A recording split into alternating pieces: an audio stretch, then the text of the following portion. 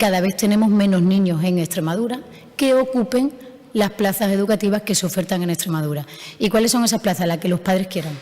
Un centro público, un centro concertado, ambos sostenidos con fondos públicos de una administración, la de los socialistas de Fernández Vara, que desde que llegó en estos 2 años ha recuperado los maestros, ha recuperado la calidad de la educación, ha recuperado programas que no estaban, ha recuperado el transporte escolar y, lo que es más importante, ha recuperado el diálogo con la comunidad educativa. Una vez que salga la orden, los centros concertados tienen 10 días para solicitarlo, es decir, seguirá el procedimiento administrativo ordinario y se tomará siempre una resolución que, de acuerdo con quienes conforman esa mesa y atendiendo los recursos públicos disponibles, y resulta que es que este Gobierno no ha dicho nunca que los recursos públicos disponibles para la educación estén en un segundo plano. Todo lo contrario, una prioridad de la agenda de Fernández Vara desde que llegó a la presidencia de la Junta de Extremadura.